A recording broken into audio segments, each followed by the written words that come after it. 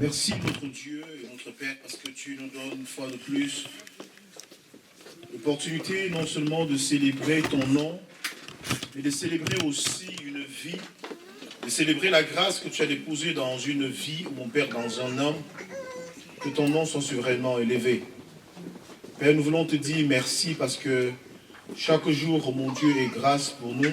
Chaque opportunité, oh mon Père, pour nous de nous retrouver, éternel, est une occasion de joie, car tu nous témoignes une fois de plus ton amour.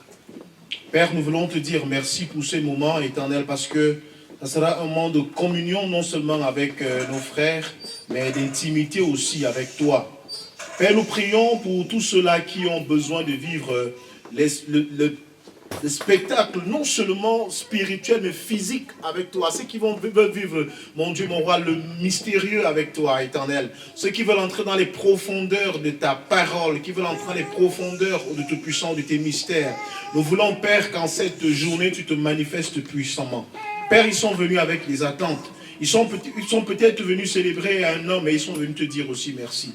Nous sommes venus, mon Dieu et mon roi, reconnaître ta toute-puissance dans nos vies et reconnaître que sans toi, nous ne pouvons rien. C'est pourquoi, éternel, nous nous prosternons au-devant de toi et nous déclarons que tu es Dieu. Dans les cieux et sur la terre, aucun Dieu n'est comparable à toi, Père, et tout ce que tu fais est bon. Père, béni sois-tu pour ces moments que nous avons passés ensemble. Que la gloire te revienne à toi et à toi seul. Cher Saint-Esprit, sois au contrôle afin que je me taise et que toi tu parles. Manifeste-toi, ô Dieu Tout-Puissant, en ce moment, au travers d'un instrument que je suis, au nom de Jésus-Christ. Amen. Amen. Amen. Amen. Bien-aimé, est-ce que tu peux t'asseoir fièrement dans la présence de Dieu?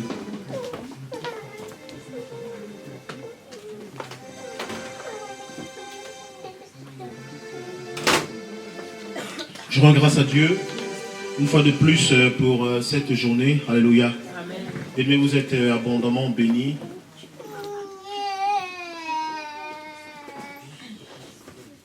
Vous êtes abondamment bénis. Vous êtes abondamment bénis pour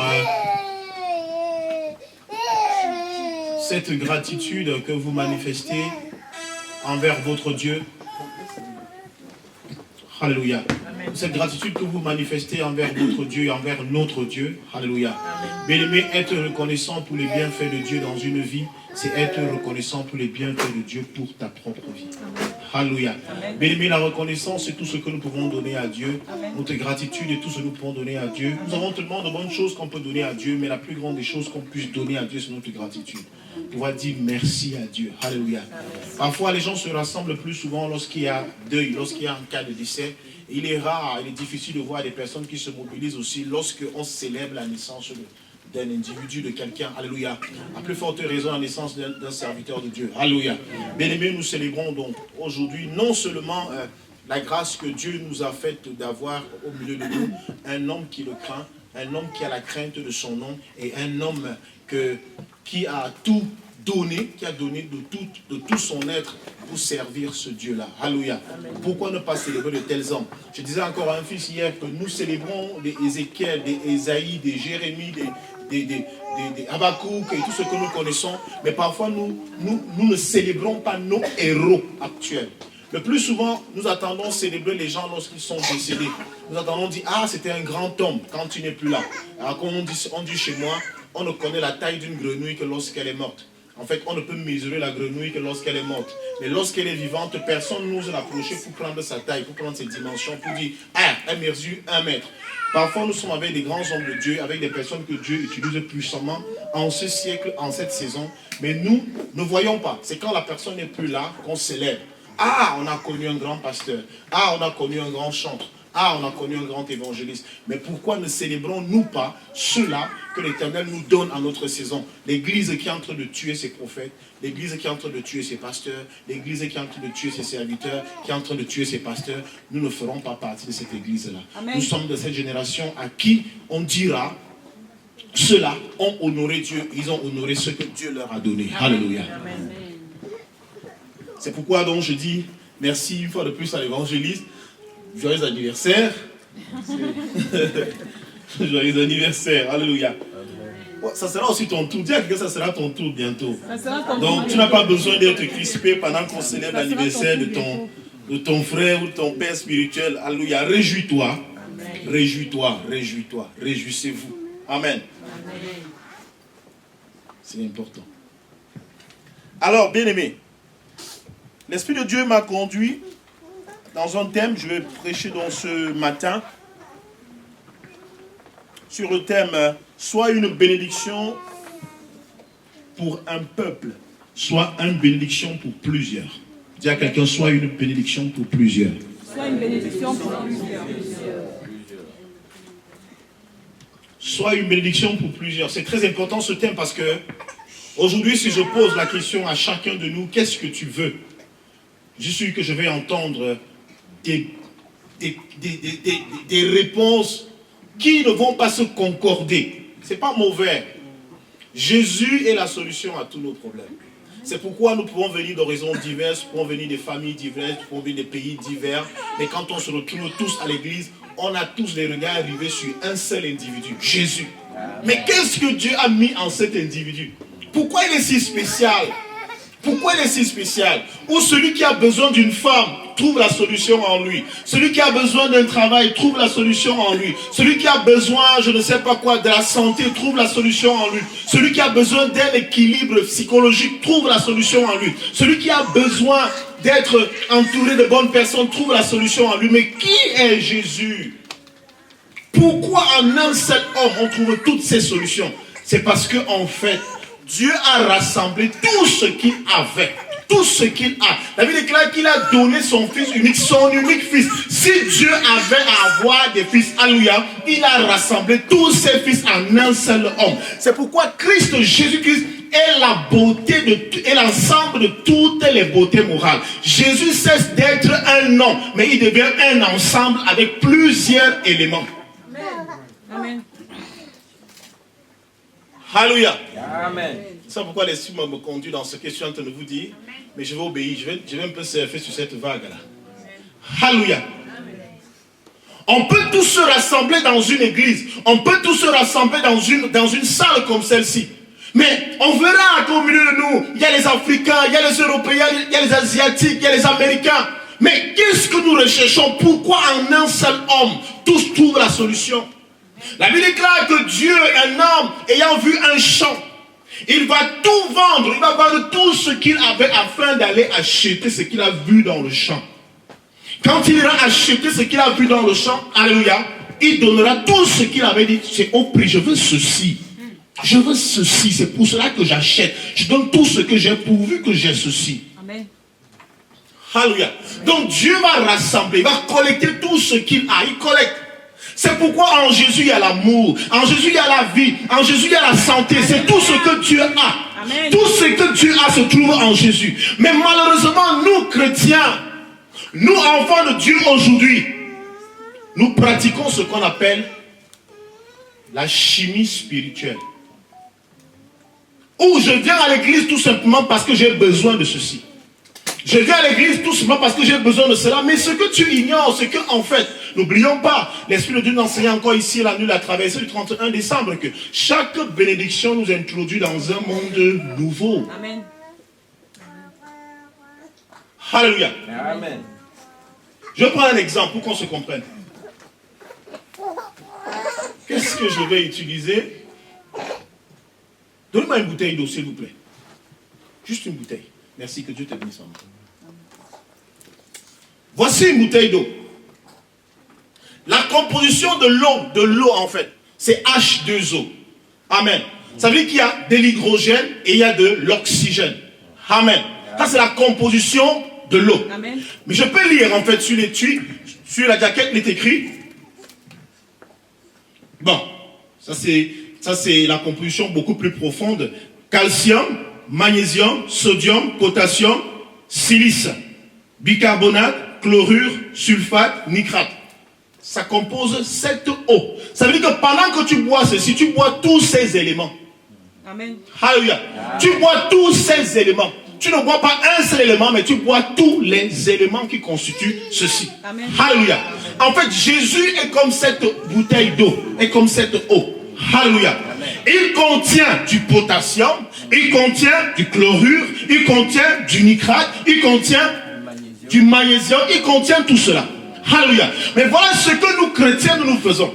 Quand nous venons à l'église, quand nous connaissons la parole de Dieu, ce que nous faisons, dit, pasteur, je veux du magnésium. Et tu me pousses, moi, pasteur, dans une chimie que je ne peux pas faire. Et je vais, par mes efforts, je vais essayer de le faire pour toi, pour te satisfaire. Parce que j'ai aussi peur que tu parles de l'église, en quelque sorte. Et je deviens presque un charlatan pour toi. Parce qu'en fait, je m'introduis dans quelque chose que Dieu n'a pas prévu que je fasse. Alléluia. Je vais t'extraire du magnésium là-dedans. Je vais extraire du magnésium. Je vais prendre, je ne sais pas ce que je vais faire.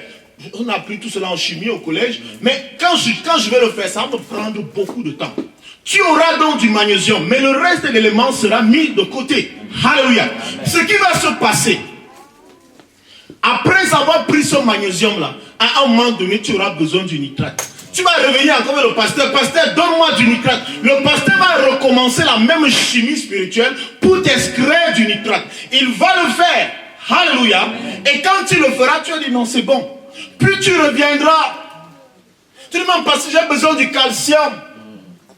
J'ai besoin du calcium. Il va encore t'extraire du calcium. Est-ce que tu ne vois pas que c'est toute une gymnastique que tu fais devant Dieu? Tout à fait. Alors, ce que Dieu te demande de faire, c'est de boire tout simplement Jésus.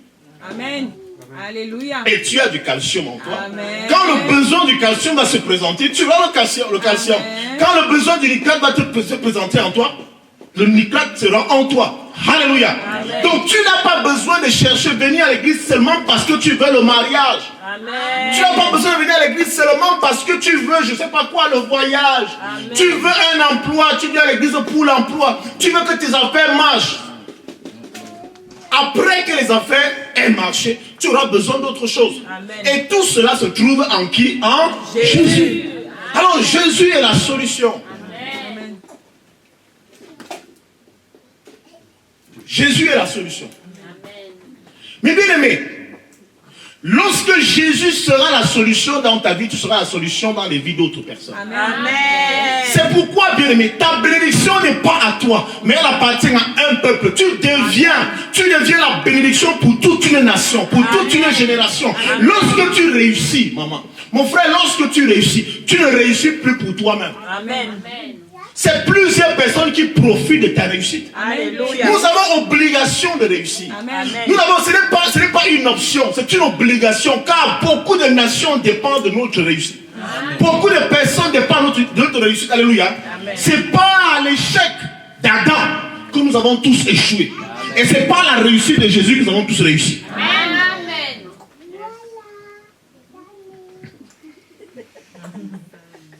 Alléluia. Amen. Alléluia. Comment te positionnes-tu dans la société? Est-ce que tu réussis pour toi? D'ailleurs, quand tu réussis dans ta famille, il y a des cousins et des neveux qui sortent du sol comme des champignons. Tu sais, ce que tu ne connais même pas comme neveu, on t'appelle tonton, papa, tonton, des gens que tu n'as pas connus. Parce qu'en fait, tu es devenu une personne publique. Tu es devenu une personnalité publique. Ta bénédiction n'est plus de toi. Amen. Alléluia. Amen. Abraham, je ferai de toi la bénédiction de toute une nation. Toute une nation. Jacob va changer le nom de devenir Israël, tout un peuple. Tu représentes un peuple. Il ne s'agit plus de toi. C'est pourquoi, bien aimé, il faut savoir une chose dans la vie chrétienne. C'est que savoir se mettre à part. Quand tu te sanctifies, quand tu te préserves pour la gloire de Dieu, amen. Parfois tu peux croire que c'est pour ton propre intérêt, parfois c'est pour les générations que tu ne connais même pas. Amen. Yes. Vérité. Ce qui nous dérange encore, nous sommes encore égocentriques. Nous voulons tout concentrer sur nous. Nous voulons que tout se passe en notre temps et en notre saison, en notre génération. Je lisais quelqu'un hier qui disait, sur une publication sur Facebook, qui disait, je ne crois plus au pasteur. Je ne crois plus aux prophètes, parce que toutes les prophéties qu'ils ont dites sur moi ne sont pas accomplies. Je lui ai dit, en fait, tu n'as jamais cru en Dieu. Tu as cru aux prophètes. Mais je vais te dire, tu crois en Jésus? Je lui ai dit, tu ne devrais pas croire en Jésus. Parce que même la prophétie qui a annoncé Jésus s'est accomplie plus de 300 ans après. Yes. Amen. Alléluia. Ça veut dire que ceux qui étaient au temps où Isaïe prophétisait de parler de Jésus, de la venue de Jésus, s'ils n'avaient pas vu, il a dit qu'Isaïe, tu es un faux prophète. Tu es un menteur. Pourquoi crois-tu que ce qu'on prophétise dans ta vie va s'accomplir en ton temps? Ça peut s'accomplir sur tes arrière petits-fils. Alléluia. Ne pas toujours travailler pour nous-mêmes. Parce que lorsque nous prions, Seigneur, donne-moi, Seigneur, donne-moi, donne-moi. Mais lorsque Dieu voit ta prière, lui voit une génération, il voit une famille. Amen. Il voit une famille. Il ne te voit pas. Il voit une famille. Je me sanctifie pour des générations. Je me sanctifie pour une nation. Je ne me sanctifie pas pour moi-même. Amen. Yes. C'est ça même. Et à cause de toi, à cause de ta sanctification, beaucoup de personnes peuvent être épargnées. Amen. Ouvrons bien le livre de Genèse. On dit parce que tu ne lis pas. Genèse. Genèse chapitre 18.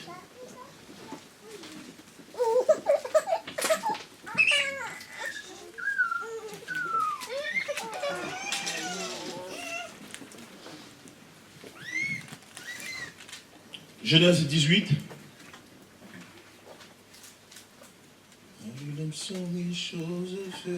Alléluia. Alléluia. Amen. Soyez relax, bien aimés, soyez relax. Lâchez-vous. Lâchez-vous.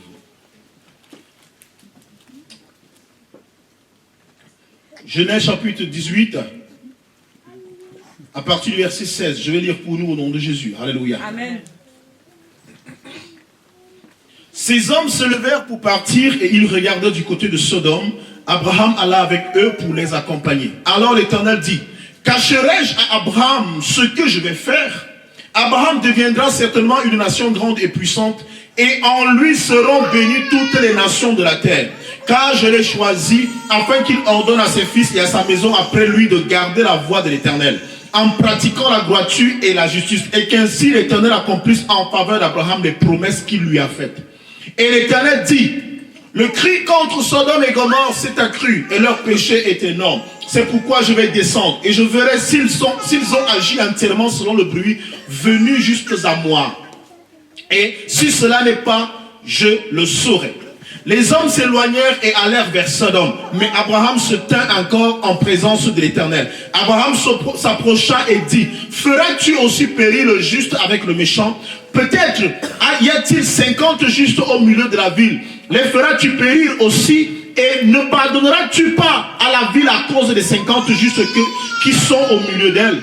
Faire mourir le juste avec le méchant, en sorte qu'il en soit du juste comme du méchant. Loin de toi cette manière d'agir, loin de toi. Celui qui juge toute la terre, et n'exercera-t-il pas la justice? Et l'Éternel dit, si je trouve dans Sodome 50 justes au milieu de la ville, je pardonnerai à toute la ville à cause d'eux.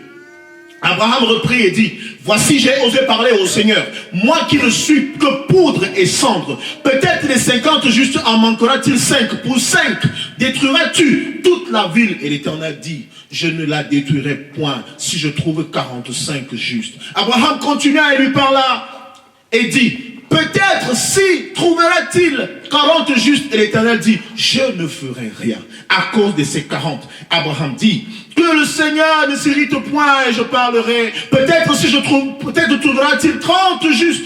Et l'Éternel dit, je ne ferai rien si je trouve 30 justes. Abraham dit, voici j'ai osé parler au Seigneur. Peut-être si trouvera-t-il 20 justes.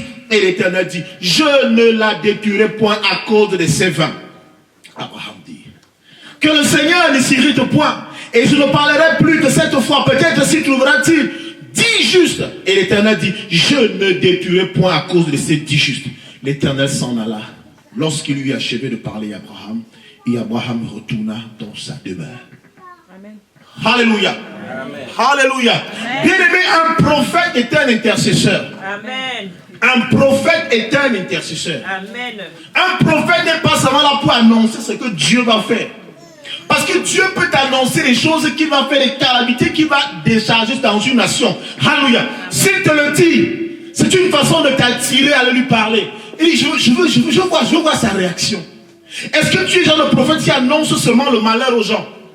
Oh, je t'ai vu dans une position pas bien, mon frère. Sors de là. Dieu n'aime pas ce que tu fais. Ah oui, mais je te dis quelque chose. Le pécheur ne sait rien d'autre que pécher. La meilleure façon d'aider le pécheur, c'est lui dire comment ne plus pécher. Bien aimé, un arbre fruitier ne peut produire que des fruits. Un pécheur ne peut produire que des péchés. Amen. Ça veut dire que tu ne peux pas aider quelqu'un en lui disant tu es pécheur, tu ne l'aides pas.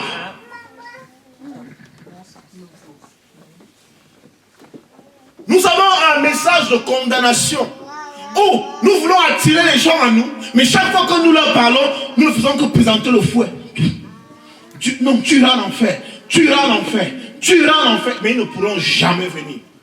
Quelle est la solution? Qu'est-ce qu'ils doivent faire pour qu'ils sortent de là? Alléluia. C'est pourquoi Dieu fait de toi un prophète, mais un intercesseur. Alléluia. Mais quelque chose se passe dans la vie d'Abraham, c'est que Dieu lui fait des promesses. Tu seras sûrement une grande nation. Mais est-ce que je vais cacher à Abraham ce que je vais faire à Sodome et Gomorrhe? Alléluia. Tu seras une grande nation. Mais Abraham, avec toutes les promesses que Dieu avait faites à cet homme, Abraham va mourir pauvre, sans avoir vu tout ce que Dieu lui a promis.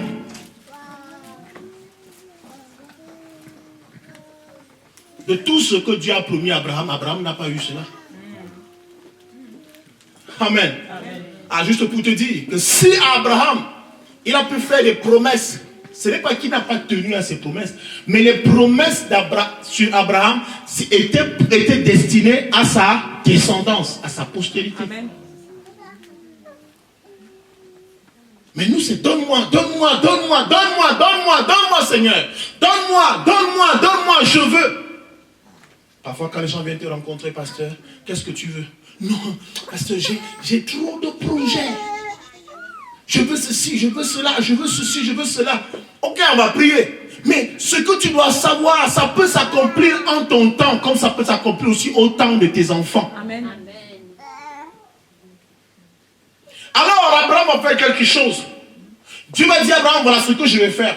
Je te fais connaître mes mystères. Je te fais connaître ma parole. Je te fais connaître mon projet. Je m'en vais détruire Sodome et Gomorrhe. Il n'était pas en train de biaiser. Il n'était pas en train de faire de la politique avec Abraham. Il lui dit clairement ce qu'il est sur le point d'aller faire. Amen. Je m'en vais faire quoi? Détruire Sodome et Gomorrhe. Il dit, j'ai entendu les cris à Sodome et Gomorrhe. Son péché monte jusqu'à moi. Parce que bien aimé, vous savez que le péché a un bruit. Le péché a une voix. Yes.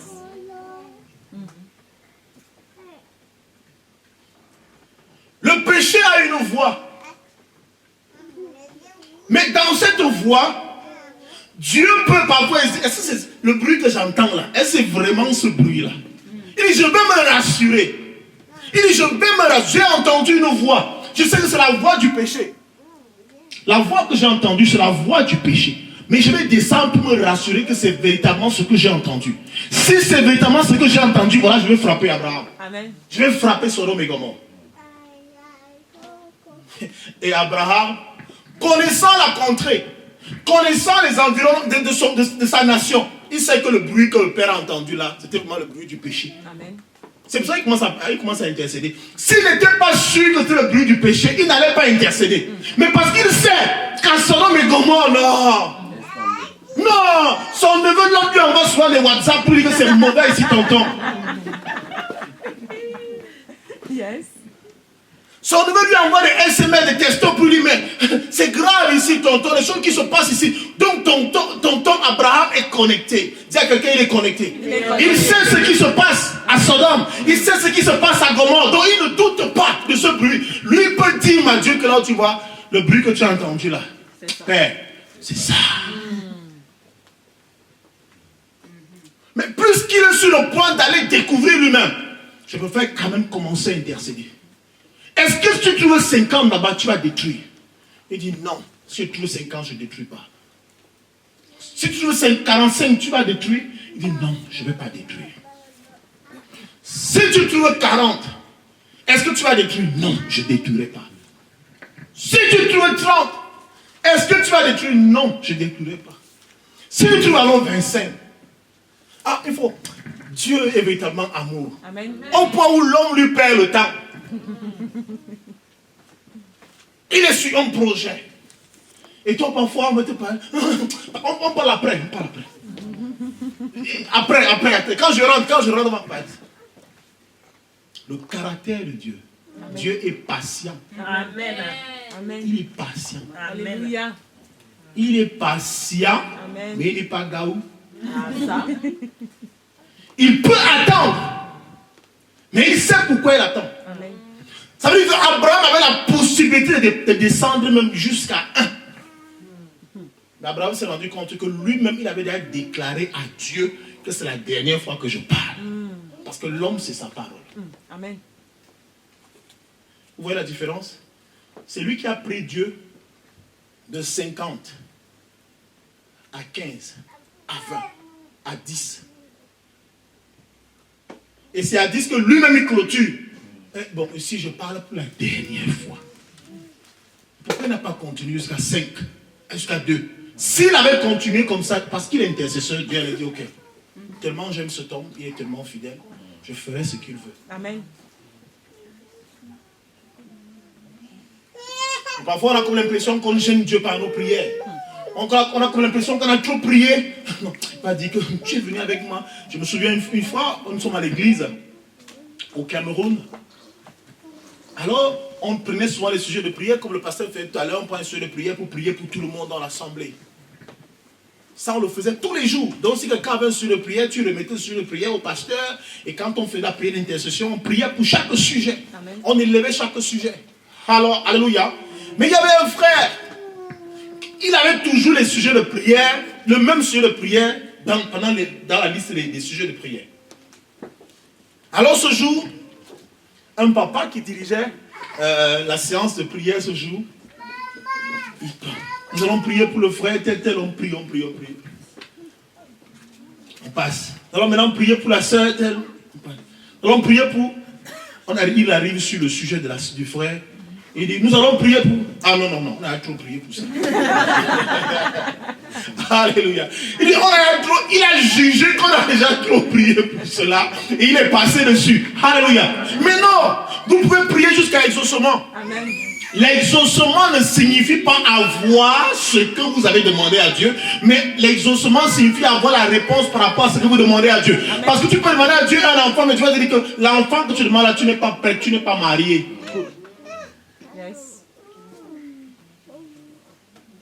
Ton enfant est là, mais j'attends que les conditions soient réunies afin de te le donner.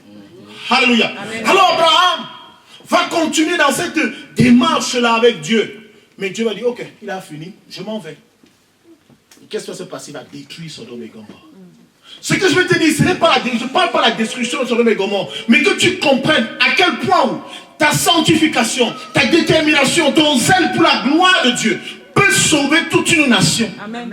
Donc si Dieu avait trouvé 10 à Sodome et Gomorrhe, il n'avait pas détruit Sodome et Gomorrhe malgré la méchanceté, malgré leur faute, malgré leur péché.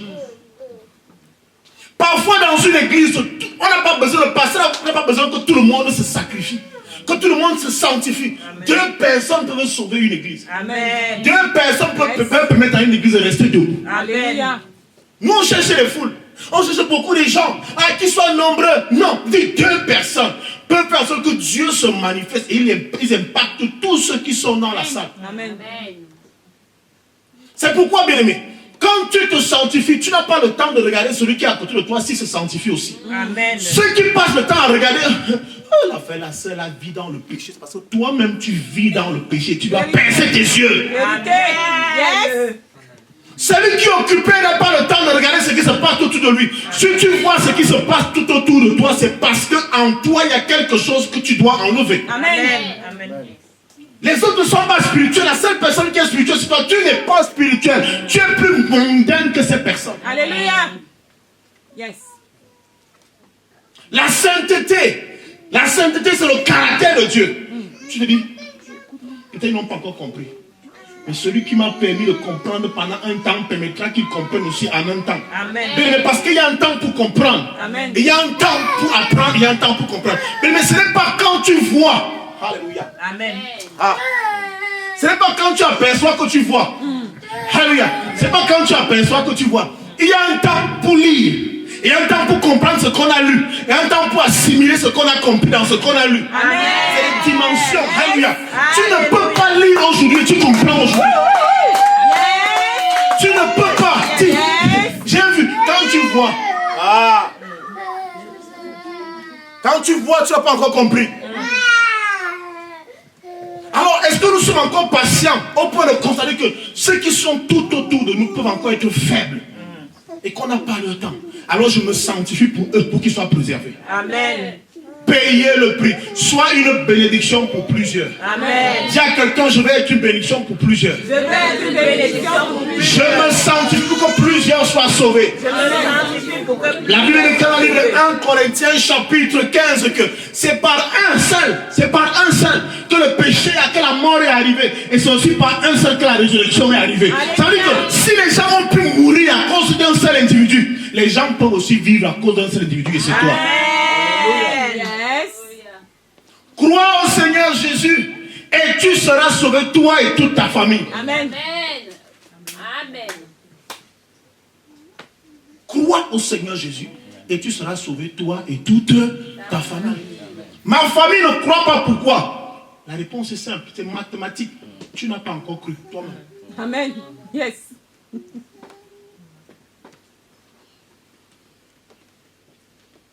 Oh, ils ne viennent pas à l'église. Pasteur, ils me persécutent. C'est ça qui me persécutent. La meilleure façon de prouver notre croyance à ceux qui ne connaissent pas encore Dieu, c'est de manifester ce Dieu en nous-mêmes. Nous devons être nous-mêmes des Bibles vivantes. Mais quand quelqu'un te voit comme ça, il a comme l'impression qu'il lit la Bible. Ce n'est pas les récitations des versets bibliques. Ce n'est pas la récitation des versets bibliques. Ce n'est pas la catéchèse. Ce n'est pas le catéchisme. Ce n'est pas le doctorat en théologie. Non. Ce n'est pas le doctorat en théologie. Amen. Récite tous les versets bibliques que tu veux. Tant qu'on ne voit pas la Bible, quand on te voit comme ça sans la Bible, ça là, il n'est pas encore arrivé. Et c'est à ce niveau que nous devons arriver. Amen. Chrétiens, c'est à ce niveau que nous devons arriver. Amen. Nous voulons amener les hommes à Christ? Non.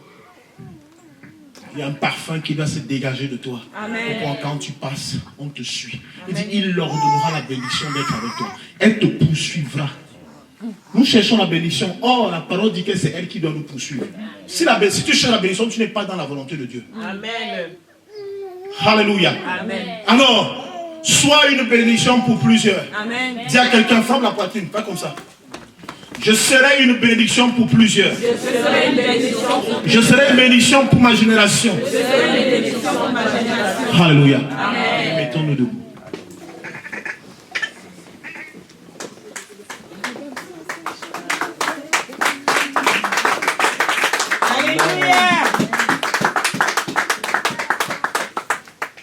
Père, ces acclamations à toi, mon Dieu, ces honneurs à toi, Seigneur, parce que tu nous as choisis, tu nous as mis à part. Tu nous as mis à part afin que nos vies soient une vitrine au Dieu Tout-Puissant pour ceux qui ne te connaissent pas encore. Père, nous voulons passer dans la rue et que quelqu'un nous demande notre secret. Père, nous voulons marcher dans la rue et que les hommes se connectent à ce que tu as déposé dans notre vie. Père, nous voulons parler peu, mais impacter plus. Nous voulons parler peu, Seigneur, mais que par notre parole, Seigneur, nombreux soient sauvés. Amen. Le cri de notre cœur aujourd'hui, Seigneur, c'est d'être des bons exemples, la manifestation de ton amour dans une vie. Sois béni, éternel Dieu puissant, pour tout ce que tu fais et pour tout ce que tu feras pour nous. Merci pour cette parole parce que je sais, mon Dieu, mon roi, elle a transformé la vie de quelqu'un. Elle a transformé, oh mon Dieu, mon roi, la foi de quelqu'un. Père, je sais que lorsqu'ils partiront d'ici, oh Dieu Tout-Puissant, ils seront des hommes et des femmes transformés. Amen. Que la gloire te revienne au nom de Jésus-Christ.